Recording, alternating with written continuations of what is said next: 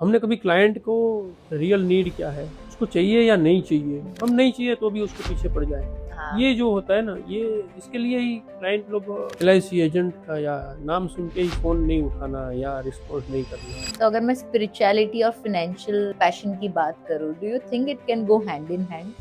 खाने पीने के प्रॉब्लम है, आपकी फैमिली के प्रॉब्लम्स है, और फिर आप क्या आपके माइंड को या आपको क्या सेटल करोगे और क्या आप स्पिरिचुअली आगे बढ़ोगे। आज के ज़माने में अगर आपको स्पिरिचुअल जर्नी में भी आगे बढ़ना है या स्पिरिचुअली भी कुछ पाना है ना, तो पहले आप पैसे से या फाइनेंशियली स्ट्रांग होंगे ना, तो ही आप उस जर्नी पे जा सकते हैं। अगले 10 साल में आपको क्या लगता है एआई एंड फिनटेक जितने भी ट्रेडिशनल एजेंट्स हैं उनके लिए क्या बदलाव लेकर आएगा? जो काफ़ी सीनियर एजेंट है, जो मेरे साथ वाले हैं, जो 35-40 ईयर्स के जो इंडस्ट्रीज में है, अपनी एज की वजह से या अपने एक ट्रेडिशनल वजह से नए चीज़ को एक्सेप्ट नहीं करते। यही लोग अगर इसको प्रॉपरली एक्सेप्ट कर ले ना, तो ये शायद जो उसने अभी तक किया है ना, उससे 10 गुना 1 साल में कर सकते। अगर मैं विकसित भारत 2047 की बात करूं, ऐसे क्या बदलाव आएंगे जिसके लिए हमको फाइनेंशियली रेडी होना चाहिए?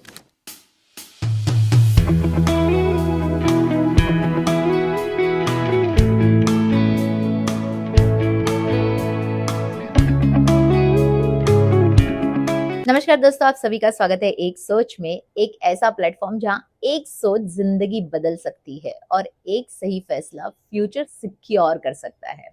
आज का एपिसोड बहुत ही खास होने वाला है क्योंकि हम बात करने वाले हैं एक ऐसे टॉपिक की जो हर घर से जुड़ा है लेकिन अक्सर इग्नोर किया जाता है। फाइनेंस, पैसा और फ्यूचर प्लानिंग। हम सब बड़े सपने देखते हैं, अपना घर, बच्चों की पढ़ाई, financial freedom, stress free retirement. लेकिन क्या हमने कभी सीरियसली बैठकर ये सोचा है हमारे पैसे का रोड मैप वाकई सही डायरेक्शन में जा रहा है? आज हमारे साथ मौजूद है एक ऐसी पर्सनालिटी जिन्होंने सिर्फ फाइनेंशियल प्लानिंग ही नहीं बल्कि लाइफ फिलोसॉफी को भी डीपली समझा है। 30+ सालों का एक्सपीरियंस, 6 बार LIC MDRT achiever, chairman club member, बुरेवली के मोस्ट ट्रस्टेड फाइनेंशियल एडवाइजर, एक योगा प्रैक्टिशनर और जल्द ही अपनी किताब के author. Please welcome the very inspiring Prakash Joshi ji. या थैंक यू वेरी मच निराली जी, और आपका बहुत सहे दिल से आभार करता हूँ कि आपने मुझे इस मंच पे बुलाया, और मैं मेरे को अपने आप को बहुत प्राउड फील कर रहा हूँ कि मैं आपके साथ में यहाँ आज बात कर रहा हूँ। Thank you. Thank you so much Prakash ji for being there. आज जो जो टॉपिक पे हम बात करने वाले हैं that is again very important, right? Yes, financial planning एक करेक्ट। सबसे बड़ा टॉपिक आज के जमाने में इतना इम्पोर्टेंट हो गया है कि अगर लोग फाइनेंशियल प्लानिंग नहीं करेंगे तो जो भी अर्निंग कर रहे कहीं ना कहीं दे आर लूजिंग इट, एकदम सही। Right? So we are going to have wonderful conversation Prakash ji today, but before we even begin मुझे ये जानना है कि आपकी 30 साल की ये इंडस्ट्री में जर्नी रही है करेक्ट। और ये जो प्लेटफॉर्म है उसका नाम है एक सोच, one idea that changed your life. So ऐसी कौन सी आपकी सोच थी जिससे आपको लगा कि financial planning is my thing? ये एक बहुत इमोशनल क्वेश्चन है मेरे लिए। मेरे पिताजी भूटान में जॉब करते थे। मेरा छोटा भाई एजुकेशन ले रहा था गुजरात में, और मैं यहाँ मुंबई में मेरे मामा के साथ रहता था। मेरे मामा को सपोर्ट करने के लिए मैं यहाँ आया था गुजरात से, मेरा ग्रेजुएशन करने के बाद। और मुझे पता भी ना चला और मेरे पिताजी का जॉब चला गया, और पिताजी अचानक उधर उसको खाली 10 डेज का नोटिस दिया गया और वो तुरंत मुंबई आ गए। और पिताजी के पास कुछ भी मूडी न था, और मेरे पास भी कुछ नहीं था क्योंकि अभी जस्ट मैं ग्रेजुएट हुआ था। हालांकि मैं कॉलेज के टाइम पे भी मैं खुद कुछ न कुछ काम कर रहा था, लेकिन मेरे पास कुछ पैसा ना था, ना पिताजी के पास कुछ सेविंग था। और उस टाइम जब ऐसा हुआ कि पैसे का इम्पोर्टेंस क्या होता है, और वो जो एक शौक लग गया। और बेसिकली मैं कॉमर्स स्टूडेंट था, तो मेरा वो जर्नी थोड़ा आसान उस हिसाब से हो गया कि मैं वही फील्ड में कंटिन्यू किया। और उसके साथ में कॉलेज के साथ में मैं अकाउंट राइटिंग वगैरह काम करता था, तो मैं थोड़ा उसमें आगे बढ़ते गया और मेरी जर्नी वहाँ से स्टार्ट हुई। और मुझे कंपलसरी ये फील्ड में आना पड़ा, ऐसा मैं मान सकता हूँ, क्योंकि मुझे ग्रेजुएशन के बाद में मुझे एक्चुअली एडवोकेट बनना था, ओह! लेकिन ये जो सर्कमस्टेंसेस सब ऐसे अचानक आ गए कि मुझे कुछ सोचने का मौका भी ना मिला, और मुझे उस टाइम केवल पेरेंट्स को कैसे सर्वाइव करना, भाई का एजुकेशन कैसे होए, वो सब जो देखना था। तो मेरे पास कोई और ऑल्टरनेट था नहीं कि मैं ये सब काम ही करूं, और मैंने यही काम था। और पेरेंट्स के आशीर्वाद कहो या अच्छे लोगों की सब संगत, ये सब की वजह से मैं स्लोली स्लोली, मैं ये नहीं कह सकता हूँ कि मैं बहुत अचीवर हूँ, लेकिन फिर भी मैंने ऐसा कुछ अचीव किया है कि जो मेरे पेरेंट्स अब प्राउड ऑफ यू प्राउड कर। टुडे। बट मुझे ऐसा लगता है ये जो संघर्ष हमारे लाइफ में आते हैं उससे ही हम बहुत ज्यादा स्ट्रांग हो जाते हैं। करेक्ट। और दूसरी बात, मैं हर पॉडकास्ट में बोलती हूँ कि मैं कईयों की कहानी सुनती हूँ और सभी के कहानी में एक चीज कॉमन होती है कि फील्ड उनकी परिस्थिति की वजह से उन्होंने चूज किया होता है। पर मुझे ऐसा लगता है कि हम फील्ड नहीं चूज करते, फील्ड हमें चूज करती है। करेक्ट, एकदम सही। राइट, इवेंचुअली फील्ड हमारे पास आती है कि नहीं, this is what you are, correct, और ये आपके लिए बेस्ट है। सो सही कहीं है। ना कहीं अगर वो संघर्ष आपके लाइफ में नहीं आते तो शायद आप आज जो पोजीशन पे हो वो नहीं नहीं होता। होते। बहुत सही है। सो जैसे मैं आपकी जर्नी की पूरी रिसर्च कर रही थी, मैंने ये भी देखा कि you are also yoga instructor, right? It's been 30 years of your journey, 30 साल हो चुके हैं आपके इंडस्ट्री में। फिर योगा किस तरीके से आपकी लाइफ में आया? जैसे ही मैंने मेरा ये फाइनेंशियल जर्नी स्टार्ट किया, और करीब 10 साल हुआ अभी, तो मैं मतलब 10 साल से थोड़ा थोड़ा मैं सेटल हो रहा था। उसी टाइम पे वापस कुछ ऐसे सेटबैक आए, कुछ ऐसे लॉस मेरे को आ गए कि मैं एकदम ही बैक फुट पे आ गया। मेरे खुद के घर होने के बावजूद मैं घर में नहीं था, ओ, और उस टाइम फैमिली का भी ऐसा सपोर्ट ना था। फिर भी मैंने संघर्ष चालू रखा, और बाद में वाइफ ने थोड़ा सपोर्ट किया, और उसके साथ में योगा का मेरा ये जर्नी एक स्टार्ट हुआ नया। और जैसे ही मैंने योगा स्टार्ट किया, तो विद इन 1 और 2 इयर्स जो भी मेरा सेटबैक था वो सब खत्म हो गया, और मैं Correct. वापस एकदम, मैं ऐसा कह सकता हूँ कि मैं जैसे चीता 2 पे पीछे जाता है और फिर वापस वो जंप मारता है, ऐसे मैंने जंप मारा। करेक्ट, और वो मेरा सेटबैक सब खत्म हो गया, और उसके अलावा मैंने कुछ पाना चालू किया। करेक्ट। दैट्स व्हाई योगा वो मेरी लाइफ में बहुत मेरे एकदम करीब है, और उससे मुझे health, wealth, mental peace, meditation वगैरह है, या सब कुछ में मुझे बहुत हेल्प करता है। और कोई भी परिस्थिति में मैं आप काम रह सकता हूँ, ऐसा सब जो फर्क आया है आप बहुत। प्रकाश जी कई बहुत ज्यादा फिट भी लग रहे हो ये उम्र में। अगर आप Thank you. हमारे हमारे एज के लोगों की बात करो तो कहीं ना कहीं बहुत लेड बैक होते हैं, कहीं ना कहीं बहुत आलसी हो जाते हैं काम करने में भी या फिर अपना पैशन को जीने में भी। मैंने Yes. देखा है आपके जैसे जो है वो हमेशा कुछ ना कुछ सीखते रहते हैं। करेक्ट, यू नो, उनको ऐसा लगता है कि नहीं मैं सीखता रहूंगा, मैं बराबर। I am a life long learner. ये Correct. कॉमन चीज है, मैंने हर सक्सेसफुल एंटरप्रेन्योर में देखी है और आप में भी मुझे आज वही परछाई दिख रही है। बट कहीं ना कहीं मुझे लगता है आप जो भी करते हो वो आपके मेंटल हेल्थ से बहुत रिलेटेड है। Correct. Do you really think that you know everything is related to your mental health, whether it is your success or whether it is your way of dealing with things? Correct. Mental peaceful के लिए या mental stability के लिए योग के साथ साथ में मैं और भी ऐसी काफ़ी सारी एक्टिविटीज़ करता हूँ जो मेरे बिजनेस से रिलेटेड नहीं है। जैसे मैं ओल्ड एज होम में जाता हूँ, Oh, wow. और मैं गौशाला में भी कंट्रीब्यूट करता हूँ। एक गौशाला है वो हम लोग चलाते हैं, वहाँ पे कोई स्वामी जी है, कोई साध्वी लोग हैं, वो लोग उधर रहे, उन लोगों के साथ में मैं जुड़ा रहता हूँ। और एक इम्पोर्टेंट बात, every month of first Thursday मैं मौन रखता हूँ। Oh, तो उस दिन मैं ना मोबाइल देखता हूँ, ना किसी से बात करता हूँ, और हो सके तो कोशिश करता हूँ कि मैं वो गौशाला है वहाँ चले जाता हूँ अकेला, वहाँ ही पूरा दिन रहता हूँ, और मैं मेरा मोबाइल रात को 11 बजे ही देखता wow. हूँ। So ये सब जो है ये मेरी मेंटल, जो भी peace आप के पूछ लिए। रहे हो वो उसी की वजह से है। और उस दिन मैं खाली बुक पढ़ता हूँ, और मैं योगा के साथ साथ में मैं ओशो का बहुत लवर हूँ। हम्म। तो मैं उसकी शिविर वगैरह भी अटेंड करता हूँ। Just before 1 week correct. मैं उनका एक ओशो का शिविर यहाँ पे गुजरात में नारगोल है, वहाँ जाके आया। तो ये सब करने से मेंटल पीस और मेंटल स्टेबिलिटी आती आपने बिल्कुल सही बोला प्रकाश जी, बिकॉज मुझे लगता है अगर आप खुद खुश रहोगे तो आप अपने फैमिली से लेके, फ्रेंड्स से लेके, अपने बिजनेस से लेके, अपनी टीम से लेके सभी को खुश रख सकते हो। है। अगर आप खुद स्वयं हैप्पी नहीं हो या खुश नहीं हो या सेटिस्फाइड नहीं हो तो हमारे इर्द गिर्द जितनी भी चीज है कहीं ना कहीं हमको खटकती है, राइट। जैसे आपकी ये जर्नी रही है, 30 साल की जो जर्नी रही है, हजारों से भी ज्यादा क्लाइंट को आप ऑलरेडी सर्व कर चुके हो, फाइनेंशियल प्लानिंग उनकी कर चुके हो। ऐसा कोई यादगार या ऐसा कोई मोमेंट रहा है जहाँ पे क्लाइंट की सोच ने शायद आपके वे ऑफ थिंकिंग को चेंज किया हो? ऐसे तो इंसिडेंट तो काफ़ी सारे हैं, लेकिन एक एक इंसिडेंट मुझे बार बार याद रहता है और खटकता भी है। ये करीब मेरे ख्याल से 25-26 साल पहले की बात है, जब भी मैं अभी इतना थोड़ा नया नया था, और तब मैं गोरेगांव में रेंट पे रहता था। हम्म।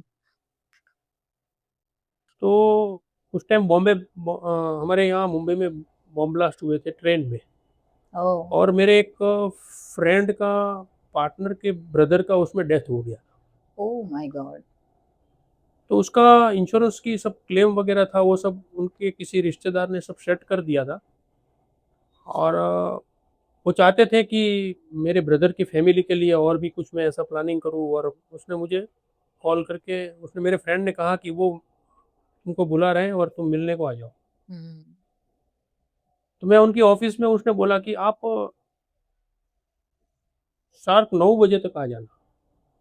वो है ना 9:20 को चला जाएंगे। हम्म। उनको उस टाइम बॉम्बे ऑफिस रहा करती थी डायमंड मार्केट की, तो बोले कि 9:20 को उनको ट्रेन रहता है, हम्म। और वो है ना किसी भी हालत में वो ट्रेन मिस नहीं करता है। वो बहुत बड़ा आदमी था हालांकि, लेकिन उसका ऐसे एक प्रिंसिपल था कि मैं ये ट्रेन में ही जाऊंगा, मेरी ऑफिस खोलने का टाइम वगैरह वो। और उस दिन मैं ट्रैवल करके बाइक से, तब भी मैं चला था, तो बाइक से गया और मेरे को थोड़ा लेट हो गया, और मैं 9:25 को उसके ऑफिस में पहुंचा, और 9:25 को तो वो चले गए थे। हम्म। और उसने, मेरे दोस्त ने बोला कि मैं तुमको बोला था ना 9 बजे आप आ जाना, 9:20 को वो चला जाएगा, 9 उसके बाद में वो नहीं, तुम्हारे लिए किसी के भी लिए नहीं रुकता है, नहीं रुकेगा।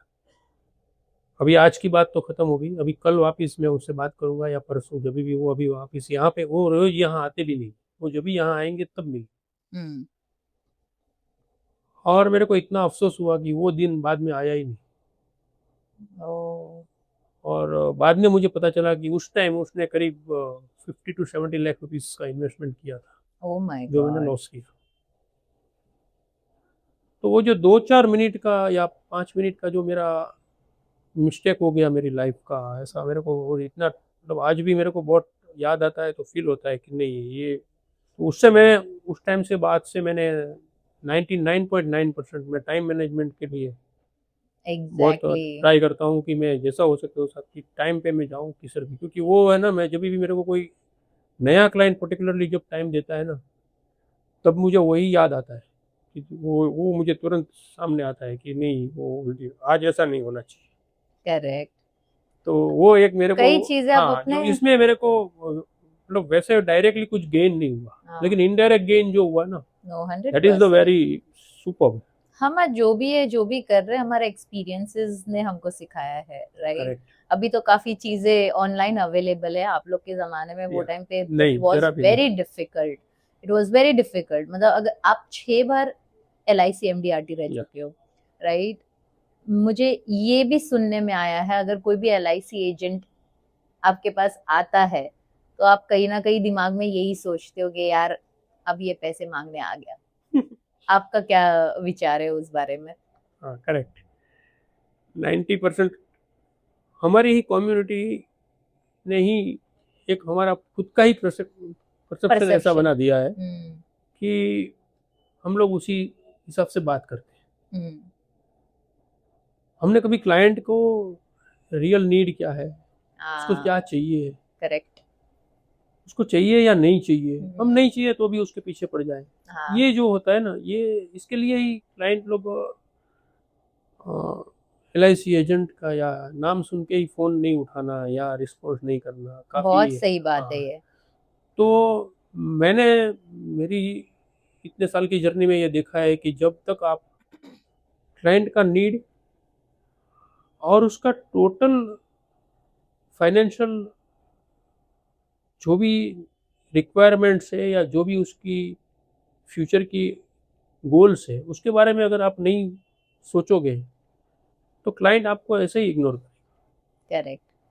और मैं फाइनेंशियली मैं मैक्सिमम क्लाइंटों का इनकम टैक्स भी देखता हूँ, उनका अकाउंट सिस्टम भी देखता हूँ, तो मेरे अप्रोक्सीमेटली 70 टू 75% क्लाइंट ऐसे हैं जिसका मेरे पास इन एंड आउट सब कुछ है फाइनेंस के बारे में, कि वो कौन सी गाड़ी यूज़ कर रहा है, उसके पास मेरे अलावा और कहाँ क्या इन्वेस्टमेंट है, उसका टैक्सेशन का क्या इश्यू है, उसका फैमिली का क्या। इवन मैं बहुत मतलब एकदम मेरा सब क्लाइंट के साथ फैमिली रिलेशन रहता है। ओके। तो मैं वो किसी भी घर पे भी ऐसा नहीं होता है कि प्रकाश भाई एज एजेंट या ऐसा एडवाइजर, मैं ऐसा कभी भी किसी के साथ रखता ही नहीं। करेक्ट, आपने ये बहुत सही चीज बोली सर, कि क्लाइंट को आइडेंटिफाई करने आना चाहिए। कोई भी बिजनेस हो, चाहे LIC हो, चाहे फाइनेंस हो, चाहे कोई भी सर्विस इंडस्ट्री हो, अगर आप क्लाइंट की नीड क्या है उसको समझ ही नहीं पाओगे तो आप 100% उसको क्लोज नहीं कर पाओगे। करेक्ट। और ये भी चीज आपने सही बोली कि हमारे इंडस्ट्री के लोगों ने ही ये परसेप्शन कस्टमर्स के अंदर डाला हुआ है, बिकॉज वो लोग बहुत ही ज्यादा लाइक ऐसे बोलते हैं ना कि भाई बार बार कॉल करना, बार बार कॉल करना, बार बार, उसी कारण ये पूरा एक एक परसेप्शन क्रिएट हो गया है लोगों के सामने कि नहीं यार LIC एजेंट आ गया। वो जमाने में LIC वॉज द थिंग जो बहुत ज्यादा चलती थी। अगर मैं अभी के जमाने की बात करूं, अभी तो बहुत सारे प्रोडक्ट्स आ चुके हैं मार्केट में। अगर मैं फाइनेंशियल प्लानिंग की बात करूं, सो डू यू थिंक कि आप लोगों के लिए LIC सेल आउट करना has become little difficult? Difficult भी है और डिफिकल्ट नहीं भी है। डिफिकल्ट उस एंगल से है कि आप उनके क्लाइंट के साथ में कैसे बिहेव करते हो। डिफिकल्ट नहीं है कि क्लाइंट की क्या नीड है और उसके साथ में आप बात करो, तो मुझे नहीं लगता है कि एक से दूसरी मीटिंग की भी जरूरत है। करेक्ट। और अभी जैसे मेरा अभी कंटिन्यू मेरे 4-5 क्लाइंट को साथ मीटिंग्स वगैरह चल रहा है, उनके साथ बात चल रही है, तो उसी में मैंने उसके साथ कितनी भी मीटिंग हुए, मैं कभी उसको नहीं बोलता हूँ कि आज का आज फाइनल। एग्जैक्टली। वो आज बोलेगा वापिस कल, कल बोलेगा 2 दिन के बाद, 6 दिन के बाद, लेकिन मैं उसको ये नहीं बोलता हूँ कि तू आज का आज फाइनल करो। हमारे जो भी एजेंट्स मित्र है या जो भी एडवाइजर्स है, उन लोगों का क्या होता है कि ये क्लाइंट आज मेरे से बात कर रहा है, कल को कहीं और से ले लेगा, हाँ, मुझसे नहीं लेगा, उसको डर लगता है। करेक्ट। मुझे डर नहीं लगता, नहीं लेगा तो कोई बात नहीं। मैं ऐसा हुआ है मेरे लाइफ में कि भी मेरा क्लाइंट के साथ बात चल रहा है और कोई रिलेशन वाले या कोई पड़ोस वाले या कोई भी आके उनसे बिजनेस कर लिया, नो उससे कोई मेरे को कोई ऐसा डर नहीं, ऐसा वो खराब नहीं लगता। ठीक है, कोई बात नहीं। कभी ना कभी वो क्लाइंट को जब भी कुछ तकलीफ होगी या महसूस उसको होगा कि भी मैंने गलत किया है, तब वो मेरे पास आएगा। करेक्ट। और आए हैं, और तब उसको फील भी हुआ है। और तब जो फिर बाद में वो क्लाइंट मेरे से जुड़ता है ना, वो तो क्या, उसके 2-2 पीढ़ी तक। मेरे पास ऐसे क्लाइंट है जिसकी 3 जनरेशन से मैं काम कर रहा हूँ। करेक्ट। मुझे लगता है ये बहुत ही ट्रस्टफुल इंडस्ट्री है, जहाँ पे लोग बाई करते हैं ट्रस्ट, 100%। है ना, और ट्रस्ट की वजह से ही आपके क्लाइंट्स लॉन्ग टर्म आपके पास रहते हैं। अगर मैं करंट बजट की बात करूं सर, 12 लाख जो टैक्स फ्री की बातें हो रही है, आपको लगता है ये रियल गेम चेंजर है? 100% अच्छा है। गवर्नमेंट ने आम पब्लिक के लिए बहुत अच्छा किया है। और गवर्नमेंट ने मेरे हिसाब से, जहाँ तक मैं समझता हूँ टैक्सेशन को, उस हिसाब से कि ज़्यादा से ज़्यादा लोग बैंक थ्रू ट्रांजेक्शन्स करें, इसकी वजह से गवर्नमेंट ने ये इनिशिएटिव लिया। करेक्ट। कि लोग डरते हैं कि मुझे टैक्स भरना पड़ जाएगा, मुझे टैक्स भरना। और हमारे इंडिया के अंदर मैंने जहाँ तक देखा है ना, कि लोगों को टैक्स देना है ना चूकता है, अच्छा नहीं लगता है लोगों को टैक्स देना। फॉरेन में मैंने देखा है, जहाँ पे अभी समझो इंडियंस लोग भी फॉरेन में जाते हैं ना, तो वहाँ पे वो अपनी कैलकुलेशन टैक्स करके बाद में ही बताते हैं। करेक्ट। कि मेरे को 100 रुपीज़ मिल रहा है तो वो बोलेगा कि मेरा 30 जा रहा है, वो बोलता है मेरा इनकम 70 रुपीज़ है। वो टैक्स को मतलब वो बाय डिफॉल्ट वो मेंटली प्रिपेयर्ड है। प्रिपेयर्ड है ये। यहाँ पे क्या हो रहा है कि हमारे यहाँ टैक्सेशन की जो लिमिट थी ना 2, 3, 5, 6 लाख ऐसे जो छोटी छोटी, तो उसकी वजह से लोग चोरी करते थे। करेक्ट। अब ये 12 लाख होने के बाद में और काफ़ी दूसरे भी एडिशनल बेनिफिट की वजह से लोग अभी ओपनली 10-12 लाख रुपए तक का रिटर्न फाइल आराम से करते हैं, जो कि रियल में कमा रहे हैं। करेक्ट। और अभी ऐसा हो गया ना कि 12 लाख रुपए के ऊपर 25 लाख भी होता ना, तो उनको ऐसा लगता है कि नहीं, अभी 12 लाख उसने कर दिया है तो ठीक है, चलो हम फिर भी टैक्स देने के लिए रेडी है। करेक्ट। मेंटली प्रिपेयर्ड हो गए लोग। और अभी यंग जनरेशन है ना, उनको टैक्स के लिए इतना प्रॉब्लम नहीं है जितना मिडिल एज या ओल्ड एज वाले को आज भी थोड़ा तकलीफ हो रही है। लेकिन वो एक साइकिल है। ये साइकिल जब इस पूरा घूम जाएगा तो लोग हमारे यहाँ भी फॉरेन के माफी की टैक्सेशन को काउंट करेंगे। तो ये एक बहुत बड़ा गेम चेंजर है फॉर टैक्सेशन मैटर। हमारे इंडस्ट्रीज के लिए थोड़ा ये सेटबैक है। अच्छा। क्योंकि उसमें जो टैक्स बेनिफिट मिलते थे जो, वो सब उसमें निकाल दिए। तो जो टैक्स बेनिफिट के लिए इन्वेस्टमेंट करते थे वो लोग ने इन्वेस्टमेंट करना या तो बंद कर दिया या स्टॉप कर दिया। उसकी वजह से काफ़ी सारे क्लाइंट ने बैकआउट कर लिया इन्वेस्टमेंट को, तो कोई कोई लोगों को नुकसान भी हुआ, एडवाइजर्स को। करेक्ट। लेकिन ये तो सब part of it's a part of game, या it's a part of game. And ये हमारे पर भी है कि हम किस तरीके से वो क्लाइंट को हमारे पास रख पाए, चीजों को समझा करके। अगर मैं आज के यंग ऑडियंस की बात करूं, से तकरीबन 25-30 साल के इंडियंस की बात करूं, तो उनका पोर्टफोलियो कैसा होना चाहिए? पोर्टफोलियो के लिए है ना निराली जी, कोई ऐसा फिक्स नहीं होता है, ऐसा मेरा मानना है। हर एक की अपनी घर की परिस्थिति, अपने फैमिली बैकग्राउंड, उसका फ्यूचर का क्या गोल्स है, उसके ऊपर होता है। लेकिन first of all young generation ने अगर उसने नया नया जॉब स्टार्ट किया है तो 3 ऐसी चीज़ें जो उसको आज के हमारे ज़माने के हिसाब से उसको मेंटेन करना चाहिए। आजकल सबसे बड़ा प्रॉब्लम है जॉब अनसर्टेनिटी। आज ऐसे बड़े बड़े लोगों को भी सुबह मेल आ जाता है कि कल से आप जॉब पे ना मत। एग्जैक्टली। और ऐसे यहाँ इंडिया में भी नहीं, फॉरेन में भी हो रहा है, सब जगह पे। यस, दैट्स व्हाई आपके पास कम से कम आज आपका जो भी मंथली एक्सपेंस है उसका 3 to 6 मंथ का सरप्लस एज ऑन कैश आपके बैंक में या आपके पास ऐसे होना चाहिए ताकि आपकी जॉब कल चली जाए तो आपको 6 मंथ तक आपके फैमिली को सफर ना करना पड़े। तो सबसे बड़ा इम्पोर्टेंट है कि यंग जनरेशन को ये अपना पहला प्लानिंग करना चाहिए कि भाई मेरे पास कम से कम 6 महीने का मेरा घर खर्च के लिए या मेरे ईएमआई का मेरे पास प्रोविज़न है कि।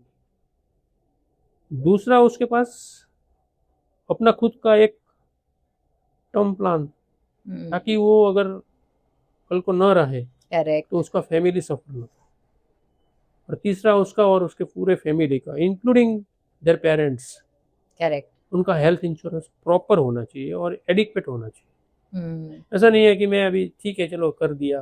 आजकल बहुत मैंने ऐसा पाया है, मेरे एक्सपीरियंस से, कि बहुत कम मेडिक्लेम इंश्योरेंस रहता है। बड़ा जब एक्सपेंसेस आता है तब फिर अफसोस करता है, तो बहुत लेट हो जाता है। तो ये 3 चीज अगर यंग जनरेशन अभी से ही स्टार्ट करे कि अपना इमीडिएट नीड के लिए जो भी अरेंजमेंट करना है वो, एक उसका खुद का टर्म प्लान और उसके फैमिली के लिए हेल्थ प्लान, ये 3 के ऊपर उसको सबसे पहले काम करना चाहिए। बाकी उसका इक्विटीज या म्यूचुअल फंड या एसआईपी वो सबको उसको जरूर करना चाहिए, लेकिन उसको इस 3 चीज के बाद भी करेक्ट। मतलब ये बेसिक्स है, अगर ये आपके पास हो गया तो आपकी लाइफ सॉर्टेड है। कोई भी सर्कमस्टेंसेस में क्योंकि बाकी के इन्वेस्टमेंट है ना, ये 3 चीज जो दे रही है ना, वो बाकी के इन्वेस्टमेंट आपको नहीं दे रही। करेक्ट। दैट्स व्हाई आपको इसके ऊपर ही पहले कंसंट्रेट करना चाहिए, वो अपने आप हो जाएगा। करेक्ट। लेकिन आप यही नहीं करेंगे, आप बेसिक नहीं है, आप न्यू नहीं है और आप बिल्डिंग बनाओ पैसा। करेक्ट। जैसे आपने हेल्थ इंश्योरेंस की बात की, कई लोग एक ही चीज सोचते हैं कि यार ये हेल्थ इंश्योरेंस में पैसे डालेंगे तो यार ये पैसा तो सिर्फ हेल्थ के इसमें ही जाएगा, मतलब हम लोग जबरदस्ती बोल रहे हैं कि हम लोग को कुछ होने वाला है। ऐसे लोगों के साथ आप मिले हो, मतलब ऐसा परसेप्शन वाले लोगों को मिले हो आप? हाँ हाँ, बहुत ऐसे भी मिले हैं, और ऐसे भी लोग हैं कि जिन्होंने बड़ी बड़ी एज होने के बाद में, कभी कभी क्या होता है, ऐसा जरूरी थोड़ी है कि सबको बीमारी आती है। करेक्ट। अभी 12 12 15 15 साल तक कोई पैसा भर रहा है, भर रहा है, भर रहा है, और उसको कभी बीमारी आती नहीं। नहीं आती, यस। और फिर वो बोलता है मैंने 12 साल में इतना पे किया, मैं आज उसको रख दिया होता तो इतना हो जाता। ये हाँ वो हाँ, कैलकुलेशन करके वो कैलकुलेशन। बोलता है कि तो फिर मैं अभी, और उसने बंद कर दिया, और उसके बाद ही और आया। उसके बाद में ही उसको क्लेम आया। करेक्ट। मैं एक लाइव सही एग्जांपल बात है। बताऊं, मेरा एक खास दोस्त, और वो खुद एडवोकेट, हम्म। खुद इंश्योरेंस प्लानर, हम्म। कोरोना के पहले 17 18 साल से उसका खुद का फैमिली मेडिक्लेम उसने स्टॉप कर दिया। ओ माय खुद का, गॉड। अभी खुद ही प्लानर, खुद एडवोकेट भी है, और कोरोना में उसकी वाइफ को एडमिट करना पड़ा। Oh shit. उसका उसको वो हरिद्वार में कुंभ मेले में गए थे, और वहां पे उसको प्रॉब्लम हुआ, और वहां पे उसको एडमिट किया, फिर बड़ौदा लाए, 25 से 27 लाख रुपए का खर्चा हुआ, और वो मैडम बच नहीं गॉड। सकी, और पूरा का पूरा पैसा उसका घर का गया। तो ये होता है कि कैसे आप सोचते सडन, हो। या I mean nothing is predictable, right? ये कई अनसर्टेनिटीज लाइफ में आ सकती है, and I believe that health insurance should be must. अगर आप फॉरेन कंट्रीज में जाओ तो ये सब मैंडेटरी जैसा है। मैंडेटरी है। या करेक्ट। इंडिया में नहीं है, इसको एक खर्चे में गिना जाता है। But guys, I have been through this example in my own family. जैसे मैं अपने ही इन लॉज की बात करूं, मदर इन लॉ की बात करूं, कई सालों से हम मेडिक्लेम कर रहे थे। फिर उनको ही लगा कि अब तो निराली स्टॉप कर देना चाहिए। हमने स्टॉप कर दिया। दूसरे ही महीने वो ऐसे बीमार हुए, ओह माय गॉड। ऐसे बीमार हुए तो उनको महीने 1.5 महीने तक हमको हॉस्पिटल में रखना पड़ा। So those are uncertain expenses, right? End of the day, those are expenses. So I believe that even in India, I believe that government should make this compulsory. Health insurance should be mandatory, because अगर आप हो तो आप दुनिया चल सकती है। 100%। अगर आप ही नहीं रहोगे तो बाद में करोगे क्या, आपकी फैमिली क्या करेगी? So it should be mandatory. Having said that, अगर मैं कपल्स की बात करूं आफ्टर मैरिज, उनका फाइनेंशियल प्लानिंग कैसा होना चाहिए?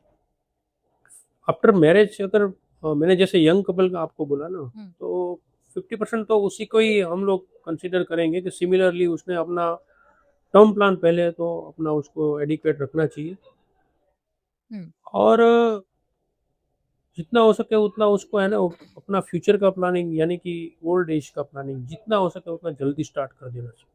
करेक्ट। क्योंकि मैंने एक बहुत अच्छा बात बहुत टाइम पहले कहा था कि 80 साल या 90 साल का पर्सन भी ऐसा फील नहीं करता है कि मैं कल मरने वाला हूँ। हम्म।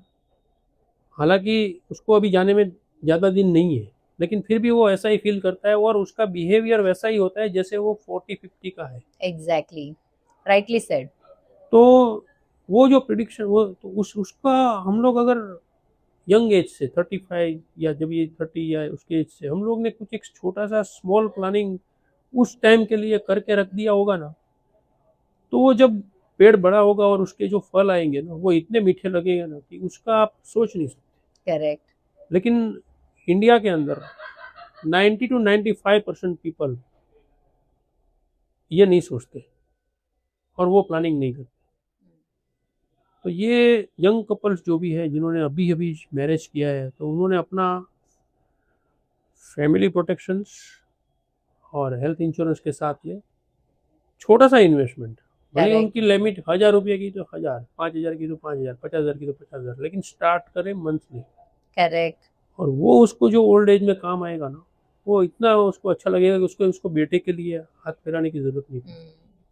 जैसे आपने बेटे की बात की, बच्चे की बात की, तो अगर यंग पेरेंट्स है, राइट, अभी अभी बच्चा हुआ है, उनकी एजुकेशन की प्लानिंग कैसी होनी चाहिए? ये भी बहुत अच्छा सवाल है आपका मैडम, क्योंकि 50 to 70% पेरेंट्स बच्चे के लिए जान लगाते हैं, लेकिन पैसा नहीं लगाते। करेक्ट। तो अभी ऐसा है ना कि बच्चा बोलेगा कि मुझे ये दिला दो, वो दिला दो, तो वो सब आप करोगे, लेकिन उसका फ्यूचर का एजुकेशन का प्लानिंग के लिए आप प्लान नहीं करते हो, क्योंकि बच्चा मांगता नहीं है हम्म। और आप गलत कर देते हो। करेक्ट।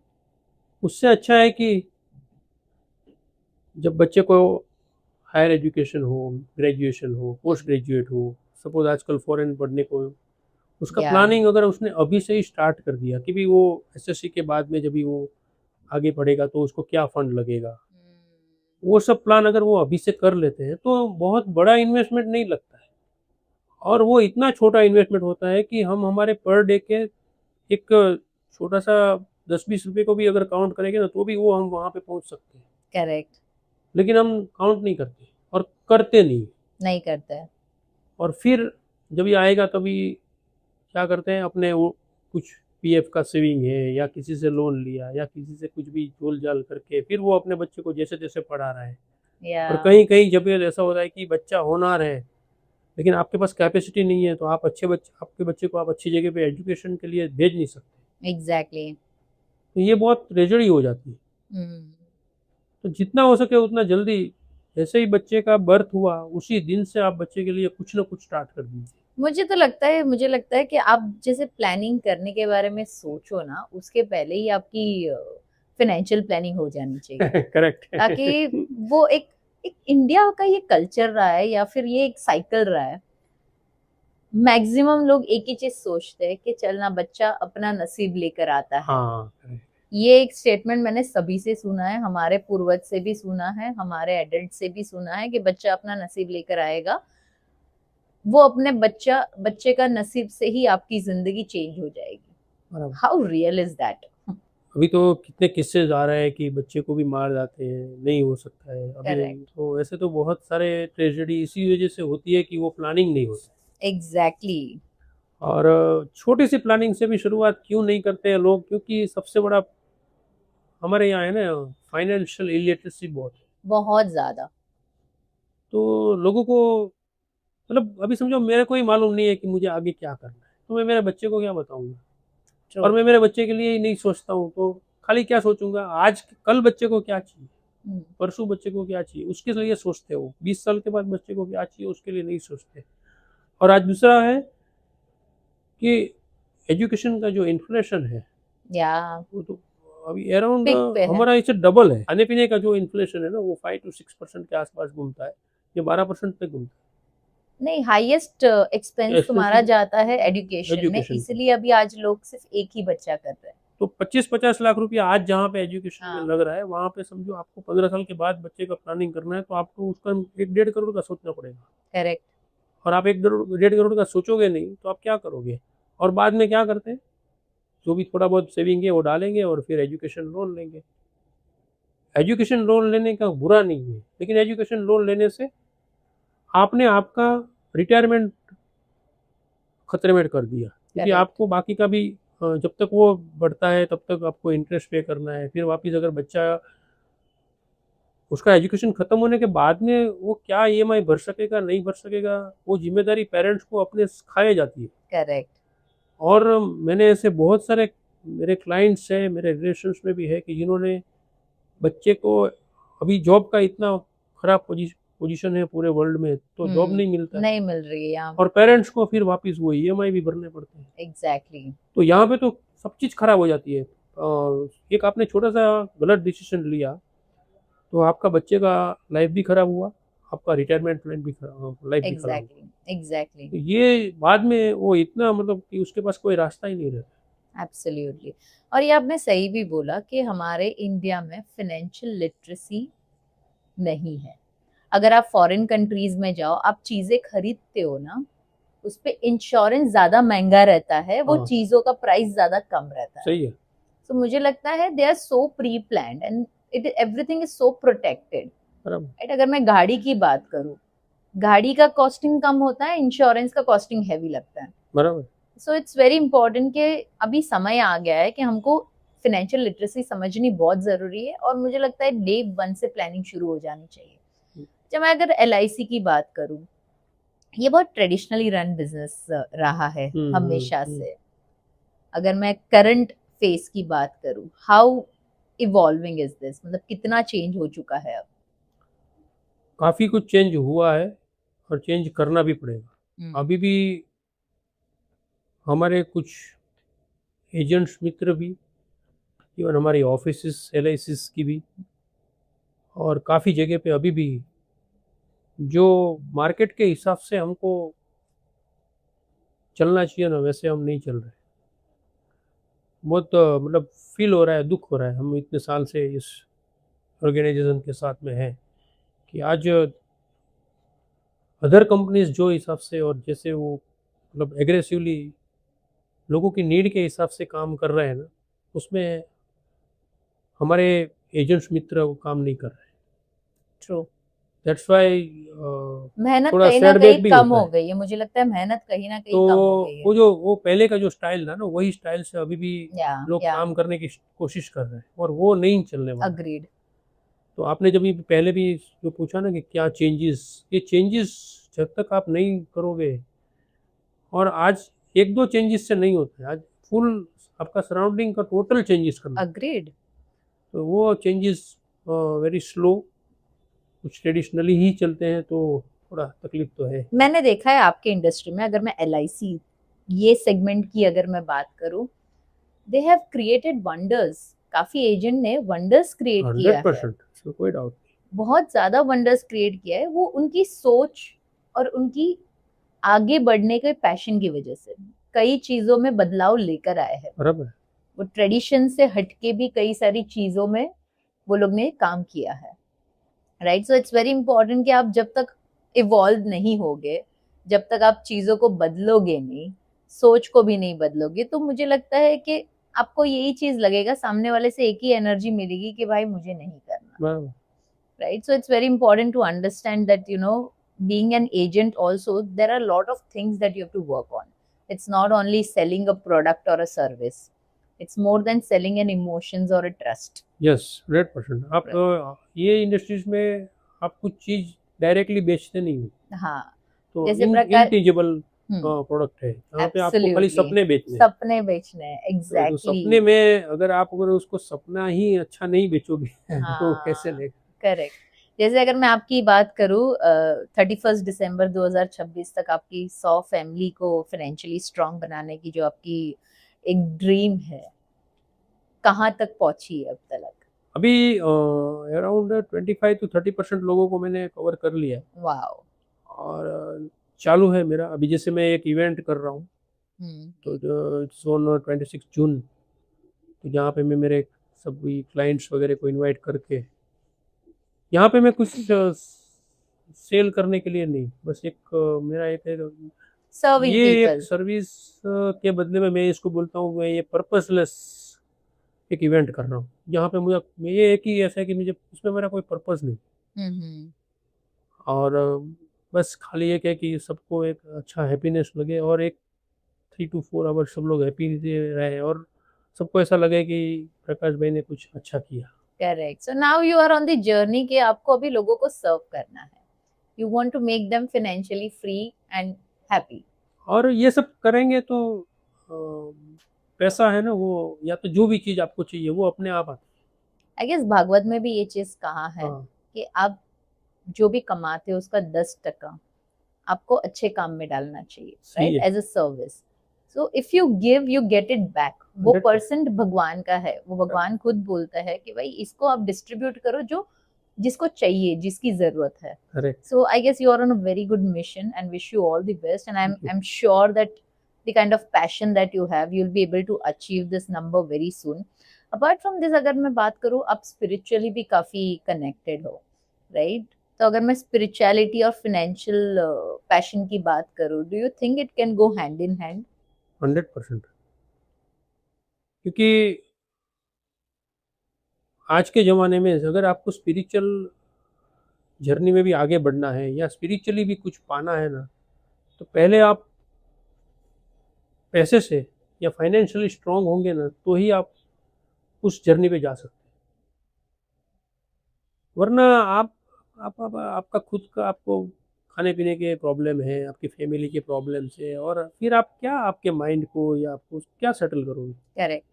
और क्या आप स्पिरिचुअली आगे बढ़ोगे? ठीक है, आजकल स्पिरिचुअल का एक स्टाइल और जो भी कहो सब पूरा अलग हो गया ट्रेंड। है, तो वो एक उसको हम बात ना करते हुए एक खाली कहें कि रियल जिसको स्पिरिचुअलिटी में आगे बढ़ना है, और जो रियल स्पिरिचुअल पर्सन होते हैं वो कभी मार्केट में या टीवी वगैरह पे आते नहीं।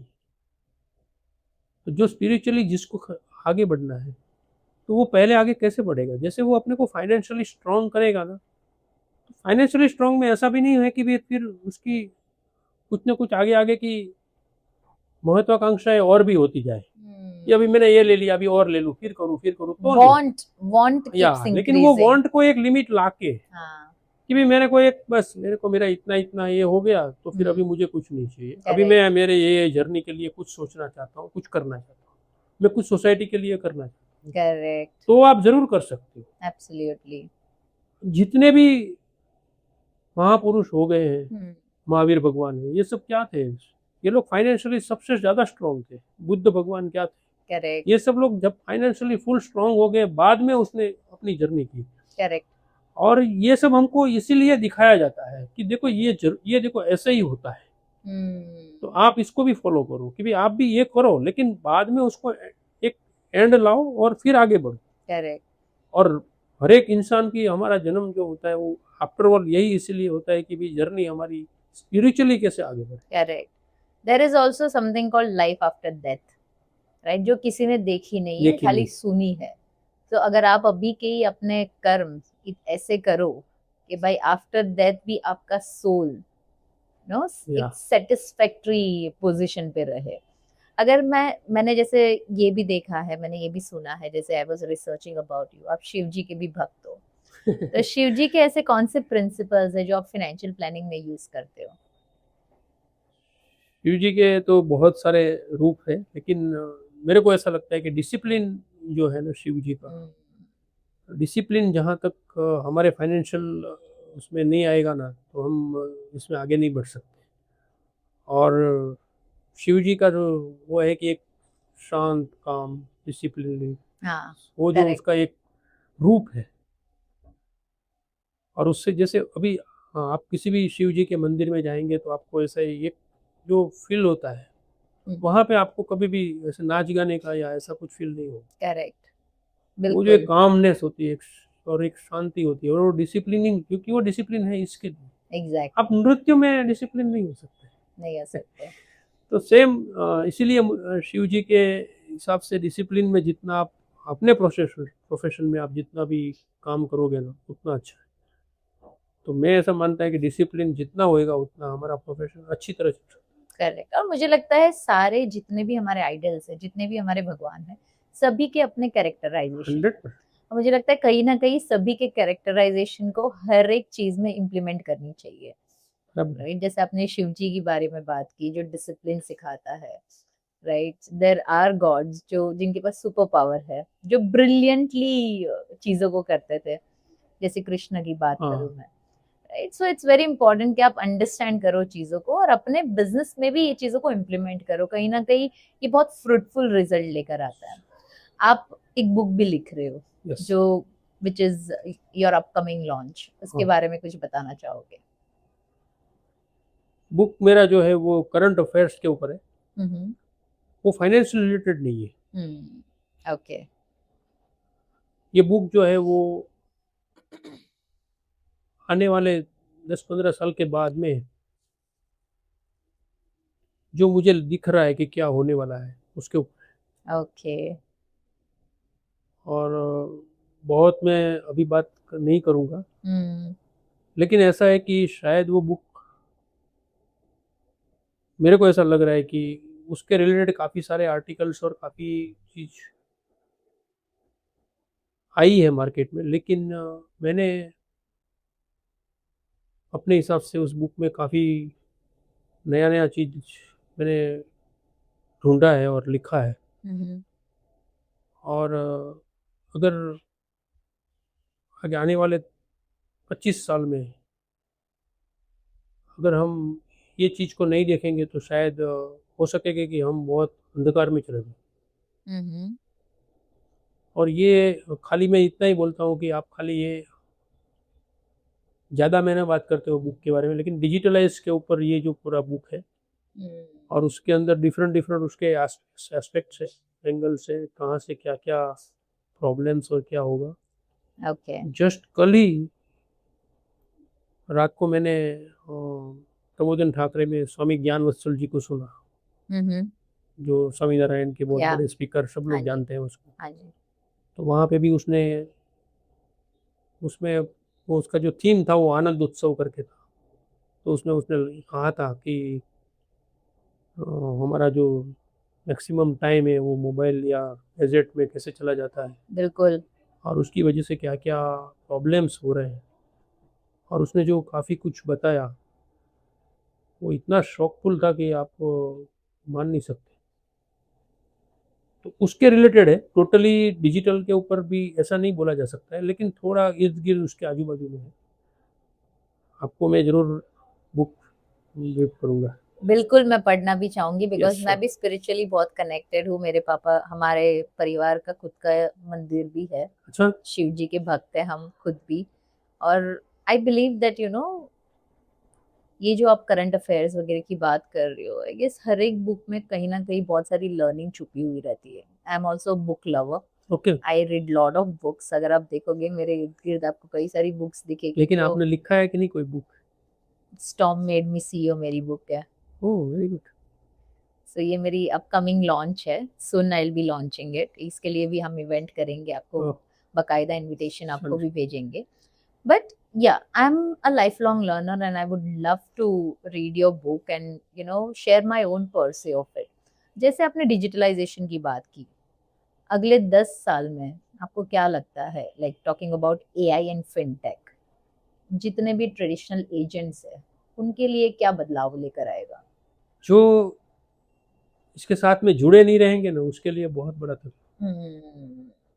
और जो उसको प्रेम से एक्सेप्ट करेगी उसके लिए बहुत बड़ा अपॉर्चुनिटी।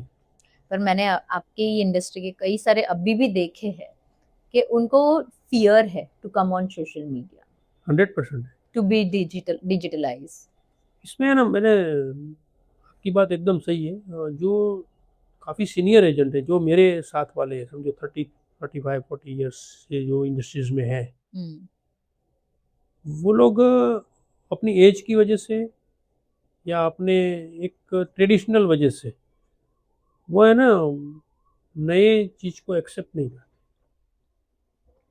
आई एग्री। और दैट्स वाई उनका भी ग्रोथ है ना, वो वहाँ पे थोड़ा स्टेबल हो जाता है। Yes, absolutely. और अगर यही लोग अगर इसको प्रॉपरली एक्सेप्ट कर ले ना, तो ये शायद जो उसने अभी तक किया है ना उससे 10 गुना 1 साल में कर सकते हैं। Rightly said. लेकिन वो माइंडसेट। और अभी जैसे मेरे को पर्टिकुलरली थोड़ा डिजिटलाइज, मतलब ये सोशल मीडिया ये थोड़ा कम पसंद है। लेकिन लास्ट 2 ईयर्स से मैंने उसके ऊपर इतना फोकस चालू कर दिया है कि जैसे अभी आपके साथ जुड़ा हूँ, ये भी पार्ट ऑफ दैट। मेरा यूट्यूब चैनल या जो भी है सब कुछ अभी मैंने I guess it's all about sharing your experience. तो और कहीं ना कहीं ये भी एक सेवा ही है। 100% you are reaching people, you are sharing your life experience, you are sharing knowledge. Yes. और ये उसका आपको रिजल्ट ऐसा नहीं होता है कि जल्दी मिल जाए, क्यों? जरूरी नहीं है। आप आज आपने बीज बोला और कल आपको फ्रूट मिलेगा, नहीं मिलेगा, लेकिन आपको बोना तो है।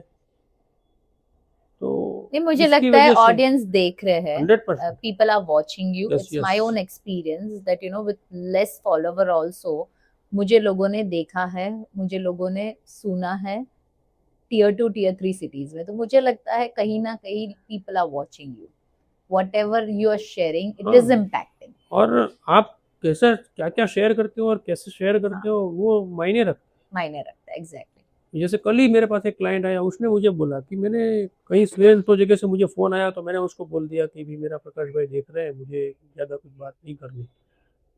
तो बोलता है यार वो तुमको जानता है। तो मेरे को भी ताजुब हुआ। मैं बोला बोलता है मैं भी उसको ज़्यादा कुछ पूछा नहीं, लेकिन मैंने बोला तो उसने बोला कि हाँ मैं जानता हूँ, फिर उसने फ़ोन रख दिया। करेक्ट।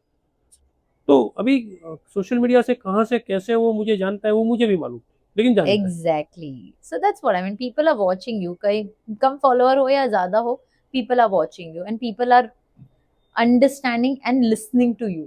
हाँ, कई बार हमारा ऐसे experiences out of nowhere किसी के DMs ऐसे भी आए हैं कि आपको सुन के हमको बहुत अच्छा लगता है, so हाँ। sometimes you feel good, right? अब एक appreciation मिलता है कि नहीं हम जो कर रहे हैं और करें. अगर मैं विकसित भारत 2047 की बात करूं, ऐसे क्या बदलाव आएंगे या आने वाले हैं जिसके लिए हमको फाइनेंशियली रेडी होना चाहिए?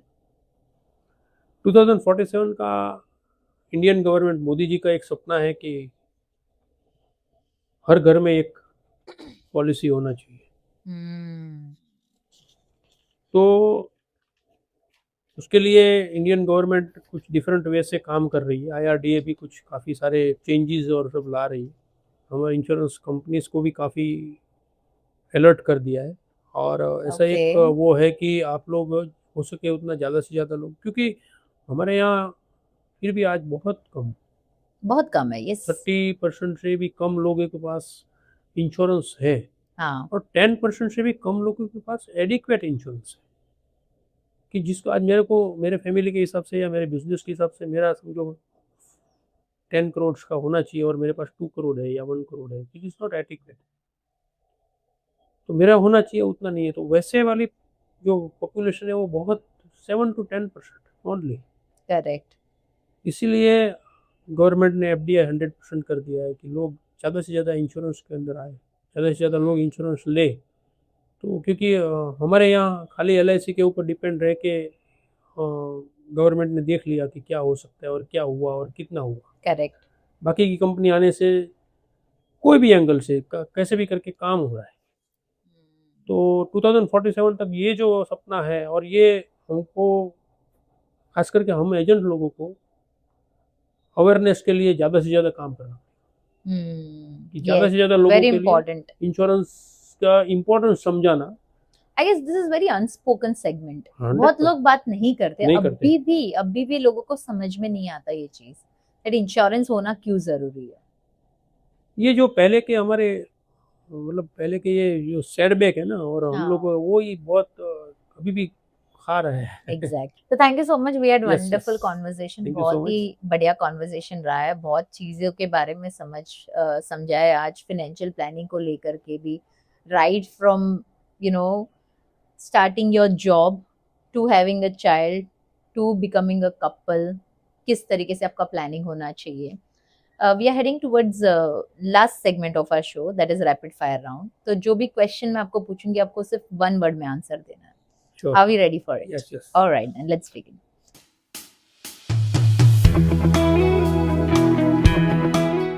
एक SIP या एक इंश्योरेंस, अगर सिर्फ एक चूज करना हो आज के 30 साल के इंश्योरेंस। सबसे बड़ी फाइनेंशियल गलती जो आपने पर्सनली की, जो आप पब्लिकली शेयर कर सकते हो? मैंने मेरे बचपन में ही मेरा इन्वेस्टमेंट नहीं स्टार्ट किया। एग्जैक्टली। मार्केट क्रैश में आप क्या करते हो, बाय, होल्ड या कॉल करते हो क्लाइंट्स को? जिस क्लाइंट के पास लिक्विडिटी है उसको मैं बोलता हूँ कि आप और ले लीजिए, और जिसके पास लिक्विडिटी नहीं है उसको बोलता हूँ कि आप होल्ड करिए। नेटफ्लिक्स सब्सक्रिप्शन अननेसेसरी एक्सपेंस या मेंटल हेल्थ इन्वेस्टमेंट? आपकी सुबह की पहली फाइनेंशियल एक्टिविटी क्या है? न्यू चेक, पोर्टफोलियो देखो या पहले yoga? Gold, real estate, mutual fund, crypto, एक वर्ड में हर एक को रेट करो। गोल्ड को मैं कोल्ड कहूंगा, रियल एस्टेट हॉट कहूंगा, क्रिप्टो करेंसी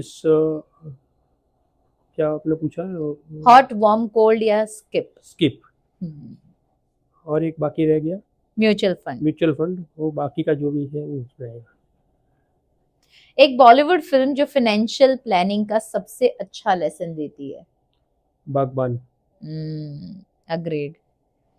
ज्यादा इन्वेस्टमेंट ना करके भी उन्होंने बहुत ही बढ़िया रिजल्ट लेकर आए थे। बागबान और अपना जो भी अपनी कॉन्वर्सेशन हुई उसमें एक रिटायरमेंट के बारे में, वो मेरे बहुत दिल के करीब है कि रिटायरमेंट ये एक ऐसा सेगमेंट है जो हमारे इंडिया के अंदर 90% लोग उसके ऊपर काम नहीं कर रहे हैं।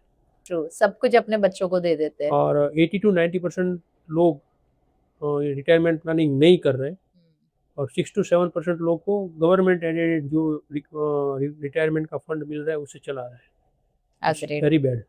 Correct.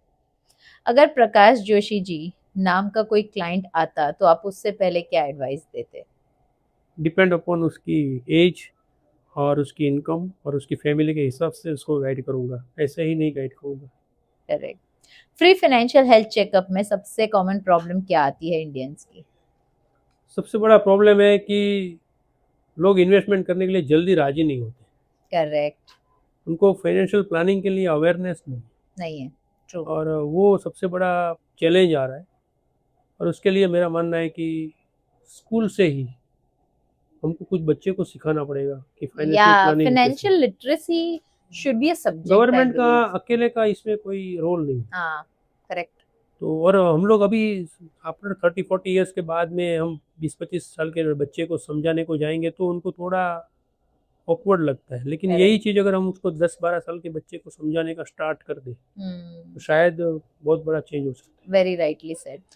Thank you so much once welcome. Again. बहुत ही अच्छा कॉन्वर्सेशन रहा Prakash ji. One last advice you want to give to the audience when you talk about financial planning and portfolio management? सबसे बड़ा एडवाइस ये होगा कि आप आपका जैसे हेल्थ चेकअप कराते हो, सिमिलरली आप आपका फाइनेंशियल हेल्थ चेकअप भी करा लीजिए। ट्रू। फाइनेंशियल हेल्थ चेकअप एक हम लोग ने एक टेक्निकली, साइंटिफिकली और प्रॉपर वे में बनाया हुआ हमारा एक पैरामीटर्स क्वेश्चंस है।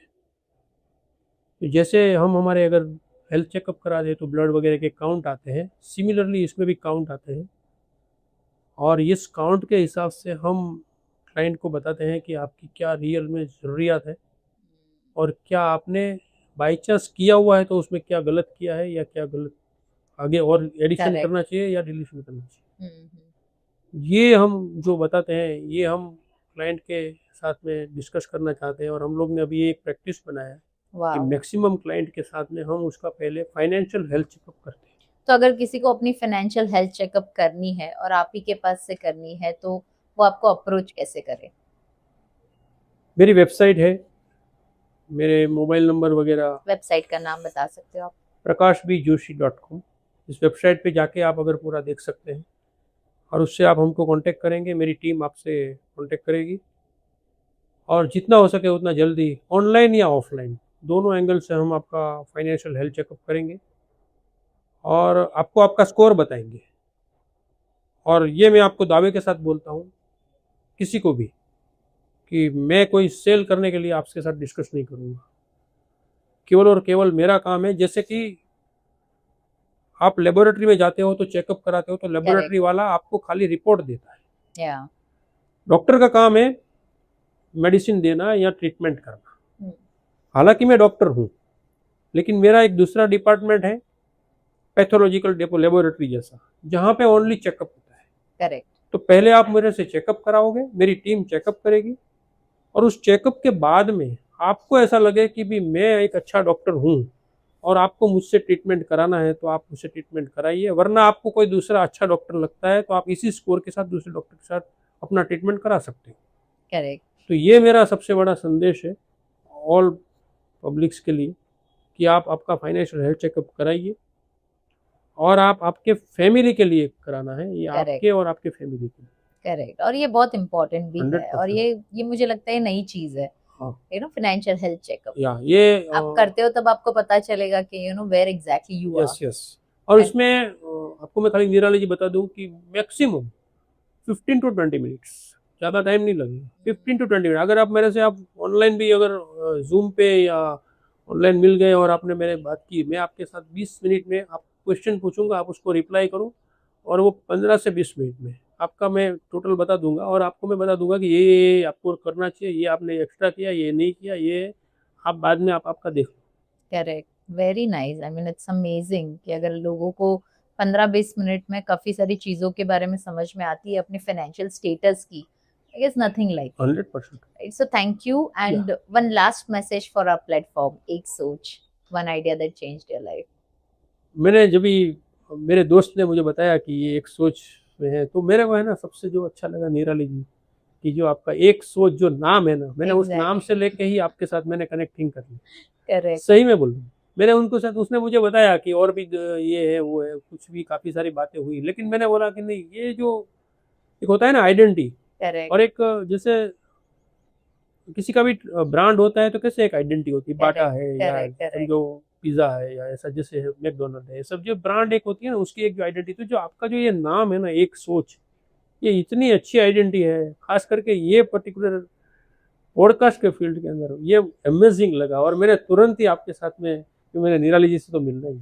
Thank you so much Prakash जी आने के लिए और हमको उस काबिल समझने के लिए कि ये प्लेटफॉर्म पे आकर के बहुत बढ़िया। कई सारी चीजें हम कर सकते हैं। एक सोच भी एक सोच ही थी हमारी शुरुआत करने की, कि हमको लगता था कि सभी की एक सोच से ही उनकी जर्नी की शुरुआत होती है। बहुत अच्छा। और ये डाइस पे जितने लोग आए, जितने भी गेस्ट आए हैं, सभी ये थीम की वजह से आए हैं। ओह, आज तक जितने भी हमने ऑलरेडी 75 प्लस क्रॉस कर चुके हैं हम।